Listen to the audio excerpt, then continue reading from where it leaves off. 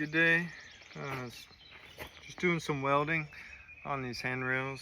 I got to thinking about how do we weld up holes in pieces of thin metal.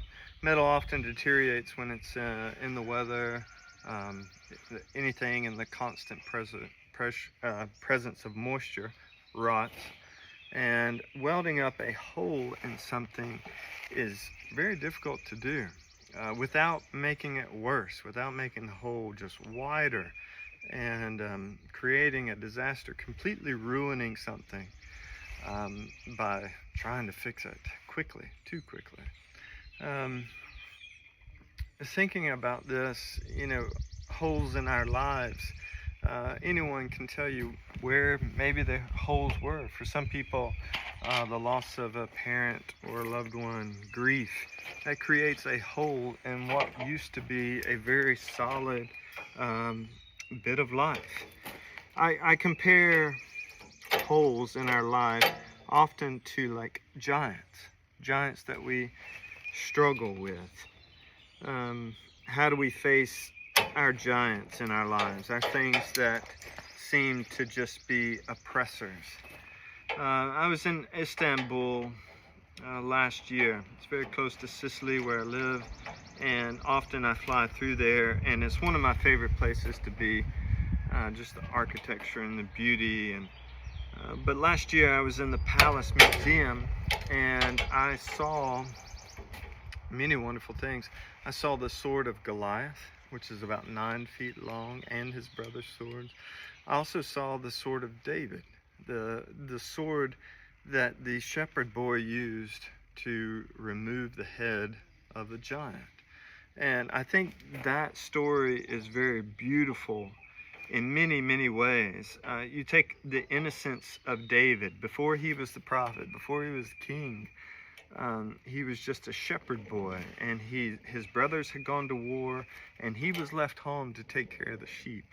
And he was taking provisions to his brothers who were camped out with the rest of the Israelites, and he hears this champion, this Philistine champion, mighty Goliath, come down into the valley and taunt the Israelites that they were dogs, that they couldn't even face him in combat, and all of this stuff. And David hears that, and he goes to King Saul, and he stands in front of him and he says, if you will give me a little bit of time, a couple of hours, half the day, then I will face this giant who's not only oppressing me, but oppressing everyone around me, my countrymen, my brothers, the people I love.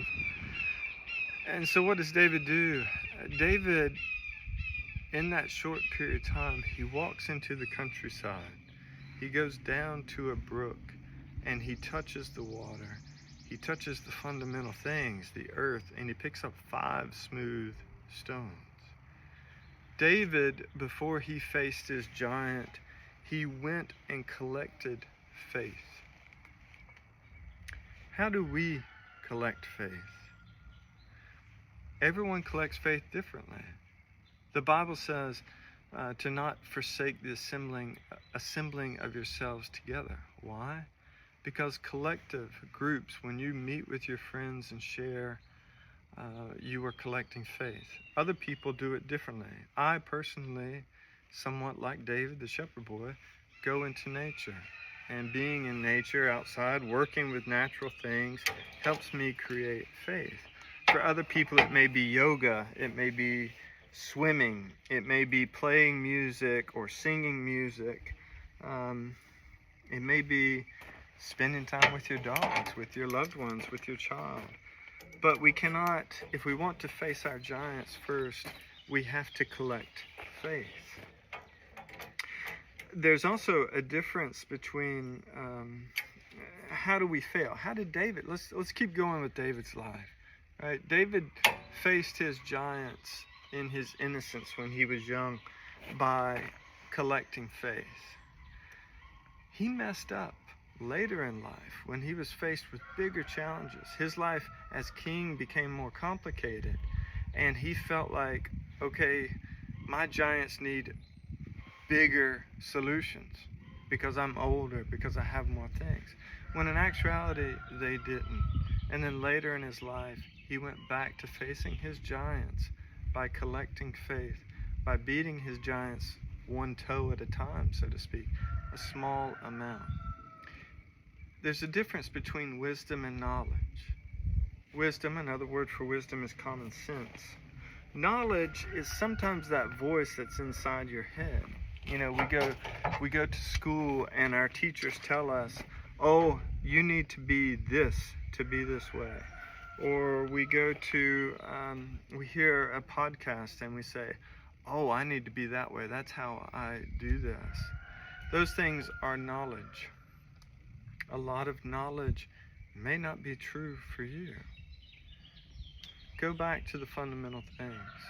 When you go back to truth, when you face a giant in your life, when you face a hole in your structure that needs to be welded up, how do you do it? You do it one small bit at a time. Reinforcing layers, collecting small bits of faith, collecting small bits of courage, and then let it sit, let it cool. And then go back and apply again. Let it cool. Go back and apply again. When you have a big hole like that, you take the heat of this welding rod and you add a little bit of metal. You add a little bit of strength and you let it cool. If you try to add too much, a quick fix at one time, you will destroy the whole thing.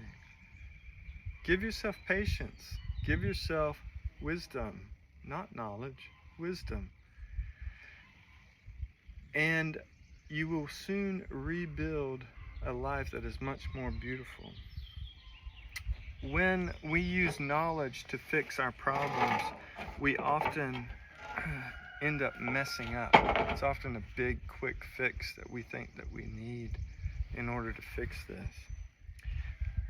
That is when we sin against ourselves. The definition of sin is any time that we use knowledge against ourselves. When knowledge comes, when good ideas, use those good ideas to help yourself. When we purposefully do things that sabotage ourselves, that is when we sin. That is the only time that we can sin against ourselves. So I encourage you to give yourself patience, collect faith, rebuild. It took you a long time to deteriorate. Rebuild one little bit at a time. And in doing so, you will become much stronger. You will regain that beauty of your life. And just like David, when he went to the brook and he picked up those few smooth stones, don't forget the basics that you need to pick up every day. Faith, hope, and love. And carry those things with you.